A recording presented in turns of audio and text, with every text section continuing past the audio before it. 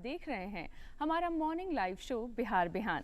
कार्यक्रम की शुरुआत हो गई है और कार्यक्रम की आज की सुबह में ये जो सुबह है वो बहुत म्यूज़िकल होने वाली है, संगीतमय होने वाली है, क्योंकि हमारे आसपास और इर्द गिर्द ऐसा माहौल अब बन चुका है। तो आज आपका परिचय जिनसे मैं करवाने वाली हूँ, उनका संगीत में तकरीबन 25 साल का अनुभव है। उन्होंने खूब सारे गीत गाए हैं, खूब सारे कॉम्पोजिशंस बनाए हैं और इतने कम एज में कॉम्पोजिशंस बनाना ये वाकई बहुत टफ़ काम है। गाते तो हैं ही लोग और सुरीले लोग होते हैं, लेकिन कॉम्पोजिशन बनाना एक बड़ी चीज़ है और उसके साथ ही 11 भाषाओं में गाना, कई सारे वाद्य यंत्र बजाना, ये सब कुछ जिनके बारे में मैं आज आपसे कह रही हूँ वो हैं पंकज नारायण जी, जो आज हमारे साथ हमारे स्टूडियोज़ में मौजूद हैं, जो आज की इस सुबह को संगीतमय बनाने वाले हैं। तो आइए मिलकर उनका स्वागत करते हैं। पंकज नारायण जी, आपका बहुत बहुत स्वागत है हमारे कार्यक्रम में। बहुत बहुत धन्यवाद, आपने मुझे इस मौका दिया आज, इसके लिए बहुत बहुत धन्यवाद। और साथ ही साथ हम हमेशा कहते हैं कि संगीत अधूरा है अपने वाद्य यंत्रों के बिना, यानी अगर संगत नहीं होगी तो बात नहीं बनेगी। और संगत करने वाले जो कलाकार हैं उनसे भी आपका परिचय करा देती हूँ। हमारे साथ कीबोर्ड पे हैं सुभाष चंद्र जी, सर आपका बहुत बहुत स्वागत है। और साथ ही साथ तबले पे हमारे साथ हैं अभिषेक कुमार जी, आपका भी कार्यक्रम में बहुत स्वागत है। और मुझे पता है कि हम सब मिलकर इस कार्यक्रम को आज संगीतमय और सुरीला बनाने वाले हैं, जिसके लिए आप लोग का भी बहुत बहुत धन्यवाद और आभार मैं शुरुआत में ही कहना चाहूँगी। और पंकज जी, जैसा कि हमारे कार्यक्रम में एक प्रथा है, एक हमारा तरीका है कार्यक्रम को शुरू करने का, जिसमें हम लोग हमेशा भजन से शुरू करना चाहते हैं। और बसंत का ये जो मौसम है ये शुरू हो गया है, तो ज़रूर हम आपसे चाहेंगे कि आप कुछ भजन हमारे दर्शकों को सुनाएं। ज़रूर ज़रूर, ये बहुत ही अच्छी बात आपने कही। और वैसे भी अभी सरस्वती पूजा हमारे पास 2 दिन में आ रही है। हाँ। तो मैं चाहूँगा कि आज की शुरुआत हम एक सरस्वती वंदना से करते हैं।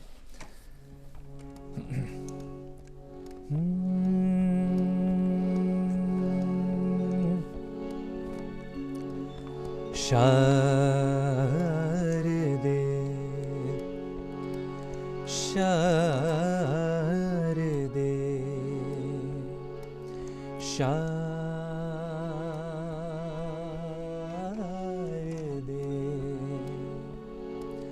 शारदे जय हंस वाहिनी जयति वीणा वादिनी। शारदे जय हंस वाहिनी जयति वीणा वादिनी। जय सरस्वती ज्ञानदायिनी जय सरस्वती ज्ञानदायिनी। कमल हंस विराजिनी।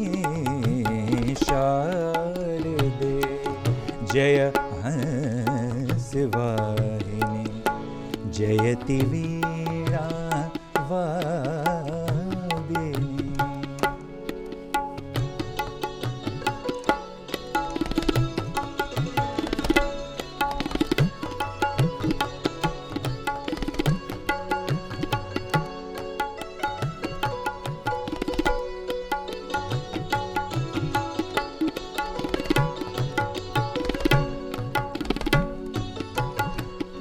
रिद्धि सिद्धि विवेक दायिनी तुम त्रिशूल विनाशिनी। रिद्धि सिद्धि विवेक दायिनी तुम त्रिशूल विनाशिनी। देवी मंद सुहास वर्धिनी देवी मंद सुहास वर्धिनी। हृदय हंस विराजिनी। शारदे जय हंस वाहिनी जयति वीणा वादिनी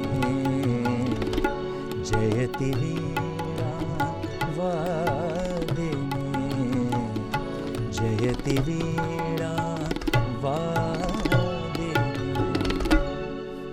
वाह, क्या क्या बात है। और वाकई आप पर सरस्वती की कृपा है, माँ सरस्वती की कृपा आप पर स्वतः नज़र आ रही है।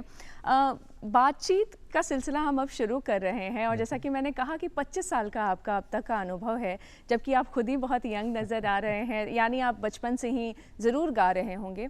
संगीत में रुचि किस तरीके से आपकी बनी और ये सफ़र कैसे शुरू हुआ? क्या घर में संगीतमय माहौल था या ये आपकी खुद की कोशिश थी या आप खुद इस तरफ आगे बढ़े? संगीत की मेरी शुरुआत ऐसे हुई कि बचपन में मैं तो अपने परिवार में मैं और मेरे बड़े भाई हम लोग यूँ कहूँ तो फर्स्ट जनरेशन है इन द म्यूज़िक फील्ड। और इसकी शुरुआत कुछ ऐसे हुई कि मेरे मम्मी पापा हम दोनों भाइयों को बचपन से ही बहुत ही अलग अलग जगह पे होने वाले सत्संग में श्रीमद् भागवत, श्री रामचरितमानस, इन कथाओं में ले जाते थे।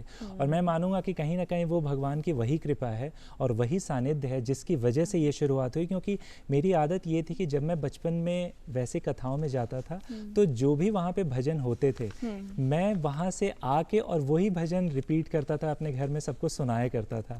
और वो जब मेरे परिवार वालों ने देखा, मेरे गार्जियन ने देखा, तो उन्होंने देखा कि नहीं कुछ है, तो हम दोनों भाइयों को उन्होंने इसकी शिक्षा देनी शुरू करी।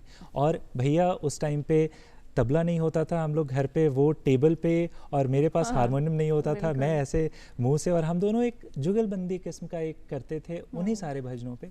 और वो फिर धीरे धीरे मेरे फादर ने उन चीज़ों को प्रोफेशनल रूप दिया, उन्होंने हमें ये रास्ता बताया कि हम आगे सीखें, और फिर धीरे धीरे आज आपके साथ यहाँ बैठा हूँ। जी, ये बहुत आपने बड़ी बात कही कि घर वाले इंटरेस्ट को पहले तो समझें कि बच्चे की दिलचस्पी है उस तरफ, और फिर उस तरफ उसको आगे भी लेकर के जाएं। ये वाकई बहुत बड़ी बात है और बहुत सराहनीय कदम है आपके माता पिता दोनों को का। जब हम संगीत की बात करते हैं ख़ास करके, तो एक भाषा में गाना कोई बहुत बड़ी बात नहीं है, और चूँकि हिंदी तो हमारी भाषा ही है तो आप उसमें गाते हैं, लेकिन आप 11 और भाषाओं में गाते हैं। तो ये कैसे हुआ और इतने मौके आपको कैसे मिले? क्योंकि ये तो मौके की बात है कि आप इतने भाषाओं में गा रहे हैं। तो दरअसल इसकी शुरुआत ऐसे हुई कि पहले तो चूँकि मैं भजन गाना मैंने शुरू किया तो हिंदी तो शुरुआत में थी ही थी, और संस्कृत वगैरह भी कई कुछ ऐसे श्लोक, कुछ कॉम्पोजिशन जो संस्कृत में मिली मुझे, वो भी गाने का मौका मिला। फिर धीरे धीरे मैं गज़लों की ओर मेरा रुझान आया, तो गज़ल में फिर उर्दू पे मैंने शुरुआत करी, और धीरे धीरे वो भी मौका मिला कि कैसे हम उर्दू में कुछ गा सकते हैं। फिर धीरे धीरे मेरा इंट्रोडक्शन हुआ जिंगल इंडस्ट्री पे, जहाँ पे मैंने अलग अलग कंपनीज़ के लिए, अलग अलग प्लेटफॉर्म्स के लिए मैंने अलग अलग भाषाओं में वो जिंगल्स, वो प्रमोशनल सॉन्ग्स रिकॉर्ड किए। वहाँ पे मेरा सबसे ज़्यादा जो मुझे मौका मिला वो अलग अलग, जैसे कुछ जिंगल्स मुझे मिले जो एक ही पर्टिकुलर गाने को मुझे अलग अलग 4-5 भाषाओं में उन अलग अलग प्रांतों के लिए, अलग अलग स्टेट्स और रीजन्स के लिए मुझे गाना होता था। और वो रिकॉर्डिंग के पहले ये होता था कि अलग अलग, हाँ इतना ज़रूर था कि मुझे रिकॉर्डिंग के टाइम पे लैंग्वेज एक्सपर्ट्स मिलते थे जो मुझे बताते थे कि आप हाँ इसे ऐसा गाइए, वैसा गाइए, ये उच्चारण होगा, क्योंकि उच्चारण का बहुत ध्यान रखना होता था। पर उनके सपोर्ट से फिर धीरे धीरे मुझे भी एक मौका मिला, और फिर धीरे धीरे मैंने अलग अलग लैंग्वेजेस में गाया। और इसमें एक चीज़ मैं और जिक्र करना चाहूँगा कि ये जो जैसे हिंदी, फिर भोजपुरी लोकगीत के लिए उर्दू, इंग्लिश में भी कुछ गाने मैंने गाए, फिर धीरे धीरे तमिल, मराठी, गुजराती, फ्रेंच भी, साथ ही साथ मुझे एक फॉरेन लैंग्वेज सीखने का मौका मिला जो था फ्रेंच। वो मैंने 2 साल सीखी, और उसके बाद जब मैंने देखा कि अब थोड़ी बहुत बोल लेता हूँ तो क्यों ना इसमें भी कुछ गाया जाए, तो फिर मैंने एक फ्रेंच में भी गाया। ऐसे यानी आपने एक लंबा सफ़र देखा है। और जब ख़ास करके जब एक थोड़ा सा मैं समझना चाहती हूँ, मेरे बहुत सारे ऐसे दर्शक होंगे जो घर बैठे होंगे और अभी आपको देख रहे होंगे, जिंगल्स का क्या मामला है, कैसे वो बनाते हैं, उसकी मेकिंग का क्या है, क्या उसकी कॉम्पोजिशंस आप लोग खुद करते हैं, राइटिंग कहीं से मिलती है या सिर्फ गाने का मौका मिलता है? जिंगल्स में ज़्यादातर क्या होता है कि वो पहले से म्यूज़िक कंपोजर्स होते हैं और वो उसकी धुन लगभग तैयार कर चुके होते हैं। अच्छा। और लिरिक्स भी, चूँकि जिंगल्स मेनली किसी खास उद्योग को, किसी खास, अगर वो गवर्नमेंट प्रोजेक्ट है तो जाहिर तौर पे गवर्नमेंट की ओर से उनके सारे जो भी लिरिक्स होंगे, जो भी उसकी धुन होगी, वो कहीं ना कहीं वो निर्धारित होती है। और अगर कुछ प्राइवेट कॉम्पोजिशंस है तो भी उनके लिए म्यूज़िक डायरेक्टर्स, कंपोजर्स होते हैं, बट हमें फिर भी थोड़ा बहुत फ्रीडम रहता है उसमें अपना कुछ इनपुट देने का और अपना कुछ ऐसा स्पेशल कुछ इफेक्ट देने का जिससे वो और अच्छा लग सके, और इस तरह से वो हम पूरा करते हैं। जी। कार्यक्रम में अभी आप चर्चा कर रहे थे गीत और गज़लों की, अगर आप कुछ और सुनाना चाहें हमारे दर्शकों को। मैं एक और छोटा सा भजन है, मैं वो सुनाऊंगा और उसके बाद हम गज़लों की ओर बढ़ेंगे। बिल्कुल बिल्कुल।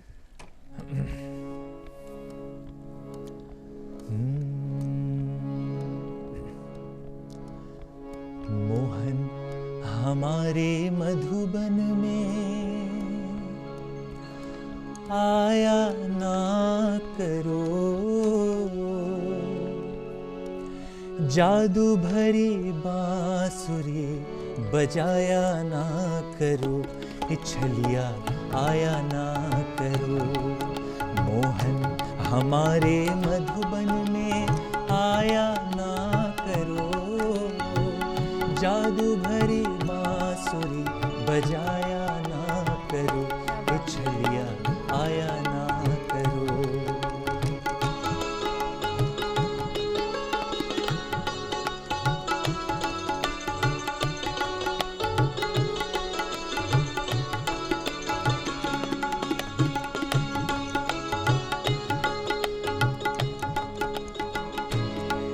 यमुना किनारे शाम जब बंशी बजाते हो,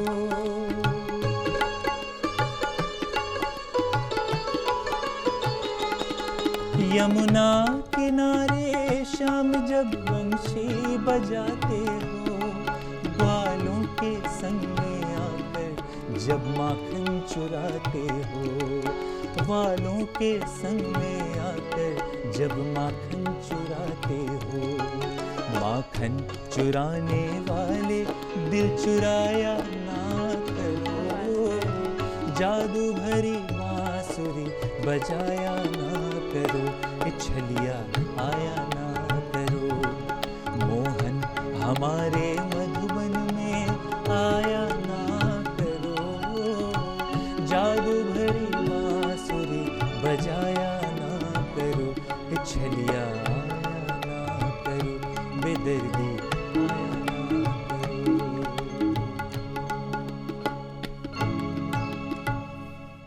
वाह, बहुत खूब, बहुत खूब। और पंकज जी, जैसा कि आपने कहा कि आपने कई सारे ऐसे धार्मिक कार्यक्रम और पाठ और इस तरीके की चीज़ों से जगहों जा कर के आपने म्यूज़िक को पहली बार चखा, उसको एक्सप्लोर किया और वहाँ से जा कर के आपने सीखना शुरू किया। आप हिंदुस्तानी क्लासिकल म्यूज़िक, सेमी क्लासिकल और भी जॉनरास जो हैं म्यूज़िक के, उसमें आप गाते रहे, लेकिन आपका स्पेशल इंटरेस्ट किस तरफ रहा है, किस तरफ आपका रुझान रहा है जिसमें आपकी बहुत दिलचस्पी है, जिसमें लगता है कि कुछ गाएं भी और कुछ बनाएं भी उसमें? तो ऐसे तो आपने सही कहा, चूँकि संगीत है तो हर विधा है और हर जॉनर है, और उसके लिए थोड़ा थोड़ा मौका मिलता रहा तो ज़रूर मैंने सब में अपना योगदान दिया। पर जो ख़ासकर मेरे लिए शुरुआत से पसंदीदा रहा है और इंटरेस्टिंग रहा है वो है एक तो भजन, क्योंकि मेरी शुरुआत ही वहाँ से हुई। तो कहीं ना कहीं मैं आज भी अपने आप को भजन से बहुत ही जुड़ा हुआ पाता हूँ, और वो मैं मानता हूँ एक तरीका है भगवान से सीधे कनेक्ट करने का। और एक दूसरा जो मेरा सबसे इंटरेस्टिंग सेक्शन है, जॉनर है, वो है गज़ल। वो मैं अक्सर गाता हूँ, और मेरे जो कॉन्सर्ट्स भी होते हैं उनमें ज़्यादातर मेरा जोर इन दोनों जॉनर्स पे होता है। सो गज़ल दूसरा मैं कहूँगा। तो गज़ल की चर्चा हुई है, तो अगर कुछ गज़ल हो जाए तो मज़ा आ जाए। तो गज़ल में मैं अपनी एक खुद की कॉम्पोजिशन सुनाना चाहता हूँ। बिल्कुल बिल्कुल। और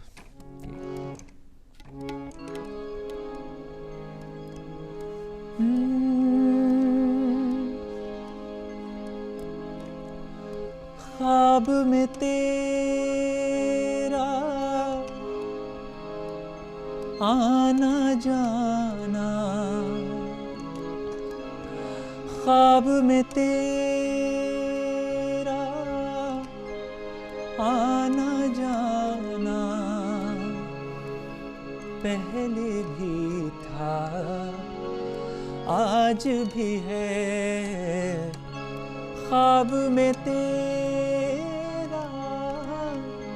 आना जाना, पहले भी था आज भी है, मुझसे एक रिश्ता न जाना, पहले भी था आज भी है, ख्वाब में तेरा आना जाना, पहले भी था आज भी है, मुझसे एक रिश्ता न जाना, पहले भी था आज भी है, ख्वाब में तेरा आना जाना।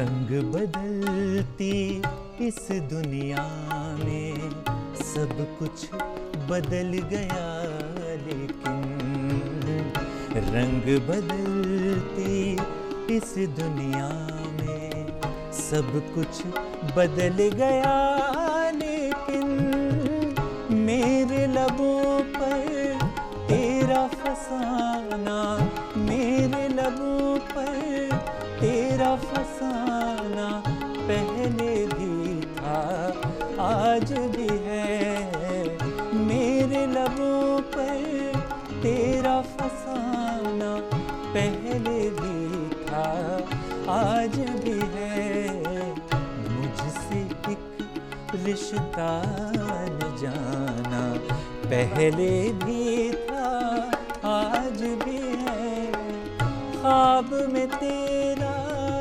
आना जाना, पहले भी था आज भी है, पहले भी था आज भी है, पहले भी था आज भी है।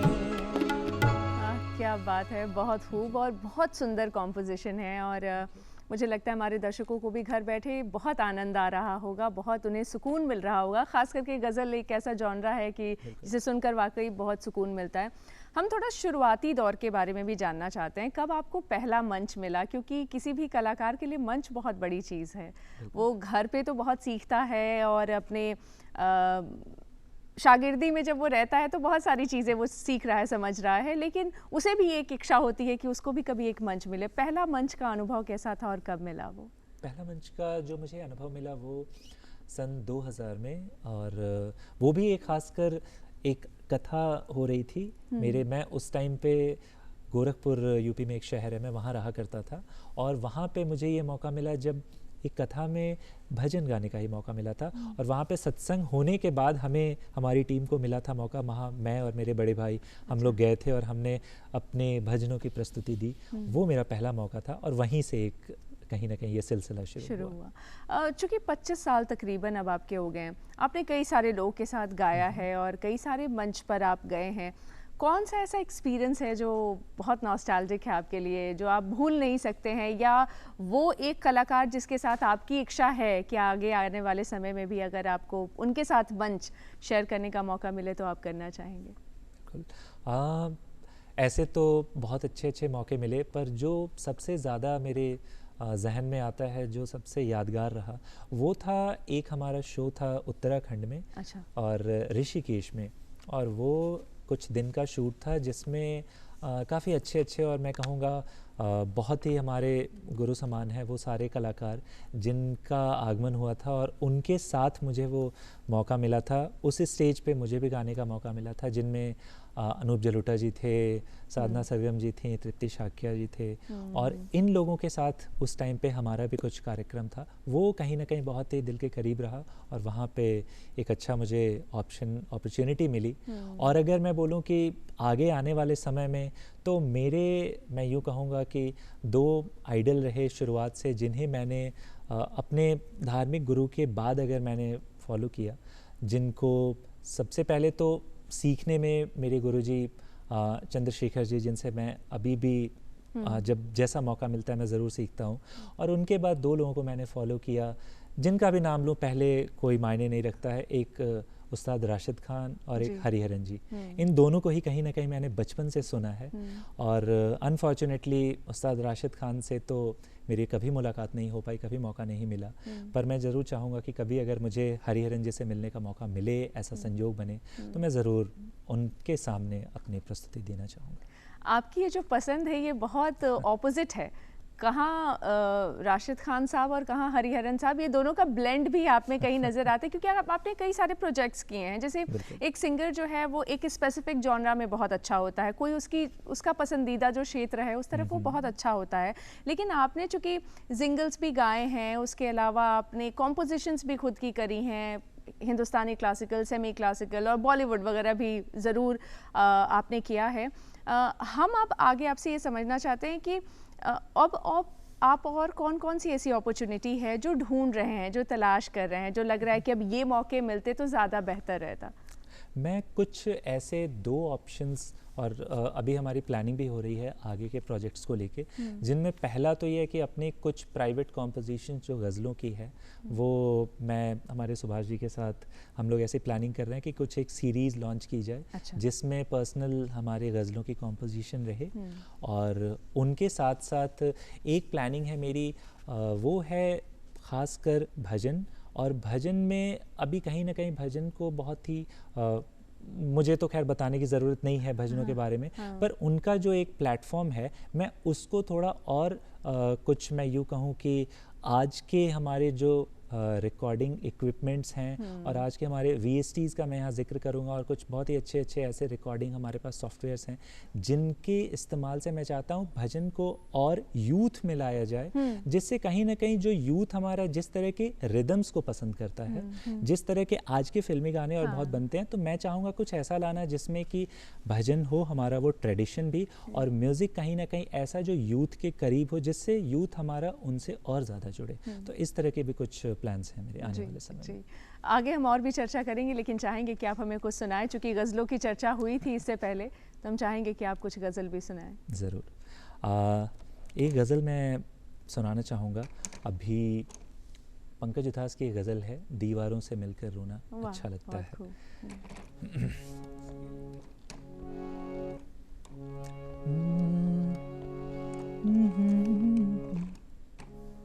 दो स्केल ऊपर करते हैं।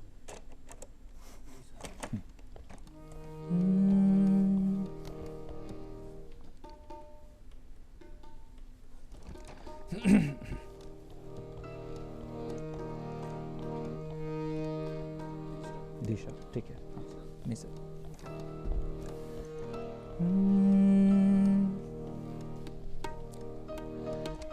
दीवारों से मिलकर रोना,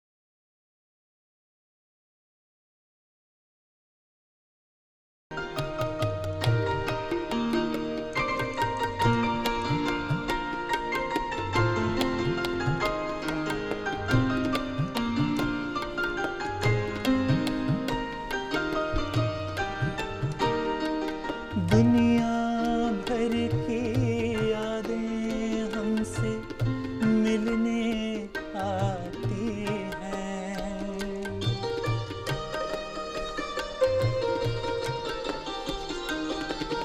दुनिया भर की यादें हमसे मिलने आती हैं।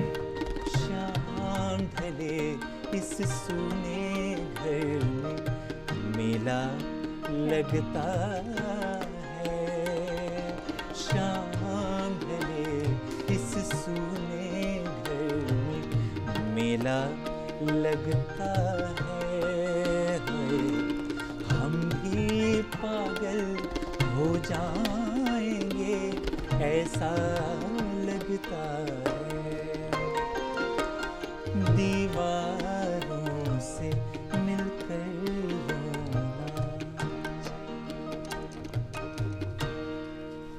वाह, बहुत खूब, बहुत शानदार। और पंकज जी, आपने कई सारे स्टेज परफॉर्मेंसेस दी होंगी, कोई ऐसा है जो आपको बहुत यादगार है आपके लिए, जो जिसकी मेमोरीज आपको हमेशा आती हैं और लगता है कि वो एक ऐसा मौका बार बार मिले तो एक कलाकार के लिए वो बड़ी बात होगी? बिल्कुल सही बात आपने कही। एक जैसे यूँ तो शोज़ बहुत होते हैं और हम कहीं ना कहीं हमारी कोशिश रहती है कि जो हमारी ऑडियंस है, दर्शक है, हम ऐसा कुछ गाएं जहाँ पे उन्हें वो चीज़ पसंद आए। हाँ। और वो कहीं ना कहीं हम आर्टिस्ट के साथ और ज़्यादा जुड़ पाएँ। पर कभी कभी कुछ ऐसे शोज़ होते हैं जहाँ पे कुछ कॉम्पोजिशंस जो हमारी फरमाइश आती है, हाँ। अक्सर फरमाइशों का जब दौर चलता है, तो एक ऐसा शो मुझे याद है जहाँ पे ऐसी ऐसी फरमाइशें आने लगी जो आम तौर पे लोग नहीं सुनते हैं। अच्छा। और हम एज एन आर्टिस्ट, हमें खुद उस शो में वो गाने में और ज़्यादा मज़ा आ रहा था, क्योंकि वो ऐसी ऐसी फरमाइशें जो लोग ज़्यादातर या तो कम सुनते हैं या बहुत ही रेयर है। हाँ। लोग चाहते हैं कुछ ऐसा जो उस माहौल के लिए अच्छा हो। तो उन फरमाइशों की वजह से मुझे वो शो बहुत अच्छा और बहुत अच्छे से याद रहा। हाँ। जिनमें जगजीत सिंह की बहुत ही रेयर फरमाइश आई थी और वो वाकई मेरे दिल के करीब था वो शो। चूँकि आपने पैन इंडिया परफॉर्म किया है और एक आर्टिस्ट तो देश विदेश हर जगह परफॉर्म करता है, लेकिन कोई एक ऐसा क्षेत्र, कोई एक ऐसा जगह जहाँ आपको परफॉर्म करके बहुत अच्छा लगा है या मज़ा आया है, कोई ऐसा शहर जिससे आप बहुत ज़्यादा जुड़े हुए हों या जहाँ बार बार जाकर परफॉर्म करने की इच्छा होती? बिल्कुल, ये मैं कहूँगा वहाँ जो मैंने जिक्र किया था अभी ऋषिकेश के बारे में, हाँ। वहाँ पे ही उसी कार्यक्रम के दौरान एक बार ऐसा था हमारा, जहाँ पे हम एक कीर्तन कर रहे थे और उस कीर्तन में हमारे पास सामने तकरीबन 200-250 सिंगर्स ही थे एक्चुअली। तो बहुत शानदार वो एक्सपीरियंस एक है। जो हाँ। वो कहते हैं ऑरा जो बना था, एक एटमॉस्फेयर बना था, क्योंकि जब आपके साथ ऑडियंस भी सारी की सारी प्रोफेशनल सिंगर हो और वहाँ पे अगर आप गाएं और वो रिपीट करें और वो जो एक एटमॉस्फेयर बनता है और आप जब भगवान के धाम ऋषिकेश, हरिद्वार वहाँ बैठे हो तो फिर कहीं ना कहीं उसका एक असर अलग ही होता है। तो वो बहुत ही यादगार रहा। एक और बात आपसे समझना चाहते हैं, चूँकि अभी आप हारमोनियम प्ले कर रहे हैं और मैंने शुरुआत में भी जिक्र किया था कि आप कई सारे वाद्य यंत्र प्ले करते हैं, कोई ऐसा जो आपको बहुत प्रिय हो? चूँकि हारमोनियम तो हमेशा हर आर्टिस्ट के लिए बहुत प्रिय रहता है, लेकिन इसके अलावा कोई ऐसा वाद्य यंत्र जो आपको बहुत प्रिय हो या जिस पर अब आप और एक्सपर्टीज चाहते हैं, आप चाहते हैं कि इसे समय के साथ थोड़ा और दुरुस्त करें और बेहतर करें, उसको और अच्छा बजाएं? बिल्कुल बिल्कुल। हारमोनियम तो शुरुआत से ही रहा, क्योंकि जो गाने की शुरुआत रही तो कहीं ना कहीं ये साथ ही साथ चला। पर धीरे धीरे मैंने बीच में शुरुआत करी गिटार के साथ। अच्छा। और बहुत सारी, क्योंकि जब मैं कंपोज करता था तो मुझे ऐसा लगा कि कुछ कॉम्पोजिशंस हैं जो हारमोनियम के साथ ज़्यादा सूट करती है, कुछ गिटार के साथ सूट करती है, जैसा मूड रहा गाने का। और उसके हिसाब से मैंने फिर गिटार की शुरुआत करी, गिटार बजाते बजाते, और हारमोनियम था तो कहीं ना कहीं पियानो, कीबोर्ड वो साथ साथ चला। फिर मुझे लगा कि एक और कुछ सुरीला वाद्य यंत्र शुरू करना चाहिए, तो मैंने वायलिन की शुरुआत करी। अच्छा। और कहीं ना कहीं मैंने ये देखा कि वायलिन एक ऐसा इंस्ट्रूमेंट है जो ह्यूमन वॉइस है उसके सबसे ज़्यादा करीब रहता है, क्योंकि अच्छा। वो जो सुर है वो सबसे ज़्यादा वायलिन पकड़ सकता है। तो अभी मैं चाहूँगा कि आने वाले समय में अगर मुझे मौका मिला तो मैं उस पर अपनी पकड़ और ज़्यादा बनाना चाहूँगा। वो लकी अली का वो सुर फिल्म मुझे ध्यान आ रहा है, वो वायलिन याद आ गया अचानक से जैसे ही आपने जिक्र किया। और तबले का साथ तो घर से मिल ही रहा है। तबले का चूँकि वो बड़े भाई हमेशा मेरे बड़े भाई हमेशा ही साथ रहे। और इस वजह से वो कहीं ना कहीं मेरा, मैं बोलूँगा कि वैसे भी तबला को हमेशा कहा जाता है प्रथम साज की उपाधि दी गई है, क्योंकि आप जो भी कुछ गाएं सबसे पहले तबला अगर आता है तो वो उसको पूरा करता है, कंप्लीट करता है। तो वो एक घर में शुरुआत से एक संगत का साथ बना रहा। हम चाहेंगे कि इस सिलसिले को थोड़ा और आगे बढ़ाया जाए और कुछ और अगर आप सुनाना चाहें हमारे दर्शकों को तो ज़रूर सुनाइए। चूँकि आप इतने वर्सेटाइल हैं तो हम भी चाहते हैं कि आपकी पूरी वर्सेटैलिटी का हम भी आनंद लें और हमारे दर्शक भी लें। तो मैं अब थोड़ा फोक की ओर बढ़ना चाहूँगा, वो भी एक विधा है जो मैं ज़रूर अपने दर्शकों को सुनाना चाहूँगा।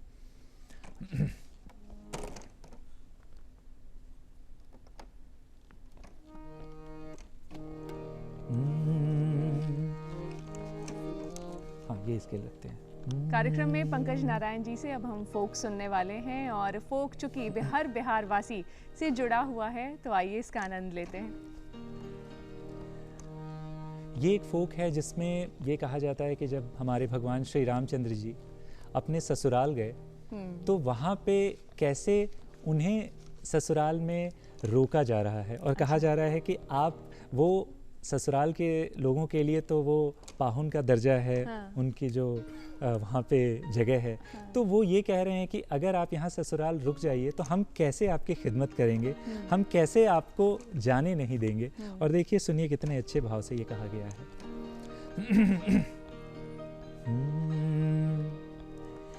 ए पहुना मिथिले में रहुना, ए पहुना मिथिले में रहुना, ए पहुना मिथिले में रहुना, ए पहुना मिथिले में रहुना। जौना सुख बा ससुरारी में, जौना सुख बा ससुरारी में, तौना सुख बा कहूना, ए पहुना मिथिले में रहुना, ए पहुना मिथिले में रहुना।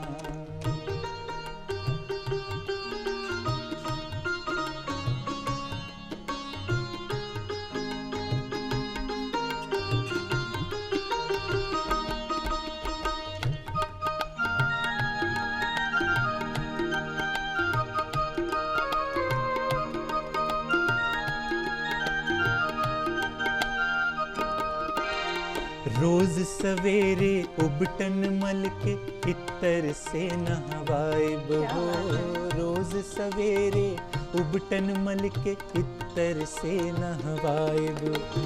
एक महीना के भीतर करिया से गुर बनाइब, हाँ एक महीना के भीतर करिया से गुर बनाइब। झूठ कहत ना बानी तनिको, झूठ कहत ना बानी तनिको, मौका एगो देहुना, ए पहुना मिथिले में रहुना, ए पहुना मिथिले में रहुना। जौना सुख बा ससुरारी में, जौना सुख बा ससुरारी में, तौना सुख बा कहूना, ए पहुना मिथिले में रहुना, ए पहुना मिथिले में रहुना, ए पहुना मिथिले में रहुना। कितना सुंदर सुनाया है आपने और बहुत खूब, बहुत मुझे लगता है कि अभी दर्शकों को अब आनंद आना और रच बस गए होंगे और अब से बस थोड़ी देर बाद हम उनसे कहने वाले हैं कि हमारे जाने का समय होने वाला है। लेकिन एक और बात आपसे पूछना चाहती हूँ, चूँकि आप यंग हैं अभी, डिजिटल प्लेटफॉर्म को आप कितना इम्पोर्टेंट मानते हैं आज के यूथ के लिए, और साथ ही साथ अगर कोई म्यूज़िक परस्यू कर रहा है, अगर वो उसकी हॉबी है या पैशन है और उसमें आगे कुछ करना चाहता है, क्या मीनवाइल उसको कुछ और चीज़ें भी करनी चाहिए क्या साथ ही साथ? इन दोनों ही चीज़ों पे ज़रूर हमारे दर्शकों को बताइए, क्योंकि कई सारे युवा आपको सुन रहे हैं और आपसे इंस्पायर हो रहे हैं। ज़रूर, इस पे बहुत ही अच्छा प्रश्न किया आपने। मैं कहना चाहूँगा कि सबसे पहले तो डिजिटल प्लेटफॉर्म पे अगर आप आज के डेट में क्या है कि आप जो भी कुछ गाते हैं वो लोगों तक पहुंचाना आपके लिए बहुत ही आसान हो गया है। वो अगर हम हर किसी के हाथ में मोबाइल है, बहुत सारे हमारे प्लेटफॉर्म्स हैं जिनमें यूट्यूब बहुत ही फेमस प्लेटफॉर्म है, और मैं कहूँगा अगर आप कुछ भी जो भी गाते हैं उसको सिर्फ़ और सिर्फ अपना रियाज़ करते रहें और उसको अगर आप सोशल मीडिया के ज़रिए लोगों तक पहुंचाएं तो कहीं ना कहीं आप अपनी खुद की ऑडियंस बिल्ड कर सकते हैं जो आपके उस पर्टिकुलर जॉनर को शायद पसंद करें धीरे धीरे, और वैसा करते करते आपको भी अपने ऊपर कॉन्फिडेंस आएगा कि आप जो कर रहे हैं वो वाकई लोगों को पसंद आ रहा है, और फिर कहीं ना कहीं आपको वो एक रास्ता दिखता चला जाता है जिस पे आप आगे बढ़ सकते हैं। और दूसरी चीज़ कि जिन लोगों को जैसे शुरुआत में हम सीखते हैं, सीखने के बाद वो एक समय आता है जब हम उस पर प्रोफेशनली जाना चाहते हैं। हाँ। पर एक बहुत ही सच्ची बात है कि जब आप प्रोफेशनली किसी करियर को चुनते हैं तो आपको ये भी ध्यान रखना होता है कि आप अपने जो कहते हैं ब्रेड एंड बटर, वो कैसे आप मैनेज करते हैं, क्योंकि आपका पैशन तभी रहता है जब कहीं ना कहीं आप अपने रोज़मर्रा की ज़रूरतों को पूरा कर पाएँ। और अगर वो नहीं पूरा होगा तो पैशन बहुत ज़्यादा दिन नहीं चल पाएगा। तो मैं कहूँगा अगर आप सीधे तौर पे संगीत के क्षेत्र से आप इतना कर पा रहे हैं कि आपका वो मेंटेन हो रहा है तो आप ज़रूर लगे रहें इसमें। और अगर आपको लगता है कि आप अभी धीरे धीरे मौका चाहिए, आपको सीखना है और आगे प्लेटफॉर्म पाना है, तो आप साथ साथ कुछ और भी ऐसा कर सकते हैं पैरेलल, जिससे थोड़ा बहुत समय निकाल लीजिए। मैंने अपने बहुत सारे ऐसे साथियों को देखा है जो कहीं ना कहीं किसी न किसी जगह पे अपना योगदान दे रहे हैं, वहाँ पे उनका कुछ खास तय समय जाता है और बाकी समय संगीत को देते हैं, क्योंकि ये तो पैशन है, आप जितना दीजिए जितना मिले, और फिर वो शायद कुछ साल बाद आप पूरी तरह से इस फील्ड में आ पाएँ। पंकज जी, आप हमारे कार्यक्रम में आए, हमारे दर्शकों के लिए आपने सुबह सुबह इतना वक्त निकाला, इतना सुंदर आपने सुनाया, इसके लिए आपका बहुत बहुत धन्यवाद। बहुत बहुत धन्यवाद। तो आज के लिए बस इतना ही। अगली सुबह आप फिर से हमारा इंतज़ार कीजिएगा, क्योंकि एक और नए मेहमान के साथ और एक और नई सुबह के साथ हम कल फिर हाजिर होने वाले हैं। और आपको ये भी बताना चाहती हूँ कि अगर कार्यक्रम से जुड़ा आपका कोई भी सवाल है या सुझाव है तो आप उसे हमारे ईमेल के पते पर लिख भेजिए। हमारा ईमेल आईडी है director.ddkpatna@gmail.com। तो आप देखते रहिए DD बिहार। नमस्कार।